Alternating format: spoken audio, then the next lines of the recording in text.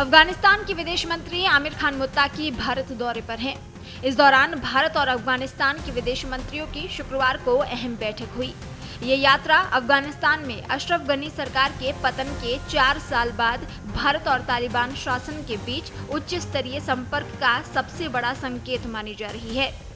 बैठक के दौरान जयशंकर ने कहा कि आपकी यात्रा भारत अफगानिस्तान संबंधों को आगे बढ़ाने में एक महत्वपूर्ण कदम है। इस दौरान अफगानिस्तान के विदेश मंत्री आमिर खान मुत्ताकी ने कहा, अफगानिस्तान में हाल ही में आए भूकंप में भारत ने सबसे पहले प्रतिक्रिया दी थी।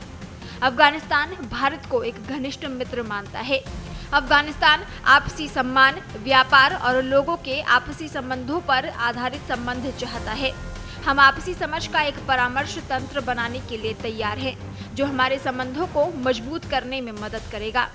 आपको बता दें, तालिबान सरकार के विदेश मंत्री आमिर खान मुत्ताकी और भारत के विदेश मंत्री डॉक्टर एस जयशंकर जब मीटिंग कर रहे थे, तब कोई झंडा नहीं लगा था। ये भारत का एक बड़ा कूटनीतिक दाव था, जिसमें सांप भी मर गया और लाठी भी नहीं टूटी। जिस हॉल में मीटिंग हो रही थी, वहां न तो भारत का तिरंगा लगा था, न ही इस्लामिक अमीरात अफगानिस्तान यानी तालिबान का झंडा था। मीटिंग से पहले इस बात को लेकर दुविधा बनी थी कि आखिर जब मुत्ताकी और जयशंकर के बीच मीटिंग होगी तो किस देश का झंडा लगेगा। भारत के इस कदम का कारण साफ था। भारत अभी तक तालिबानी सरकार को मान्यता नहीं देता है। यही कारण है कि ऐसी किसी भी हाई लेवल मीटिंग में तालिबान का झंडा नहीं लगाया जा सकता। इस मीटिंग से पहले तालिबान ने मांग की थी कि भारत उसे औपचारिक मान्यता दे।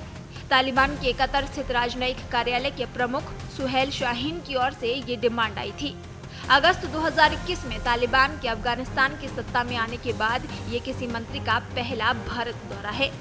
मुत्ताकी और विदेश मंत्री जयशंकर के बीच ये बातचीत नई दिल्ली के हैदराबाद हाउस में हुई, लेकिन बैठक से जुड़े फोटो वीडियो में किसी भी देश का झंडा नहीं दिखा, न दीवारों पर और न ही मीटिंग की टेबल पर।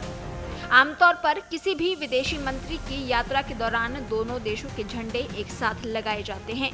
पीछे की दीवार पर या बैठक की टेबल पर झंडे रखे होते हैं, लेकिन इस बार ये परंपरा टूटी है।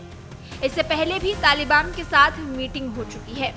जब अफगानिस्तान में भारत के प्रतिनिधि ने तालिबानी विदेश मंत्री मुत्ताकी से मीटिंग की थी, तब सिर्फ अफगानिस्तान का नया झंडा लगा था, क्योंकि मीटिंग अफगानिस्तान में हो रही थी। इसीलिए होस्ट होने के नाते तालिबान अपना झंडा लगाने के लिए स्वतंत्र था।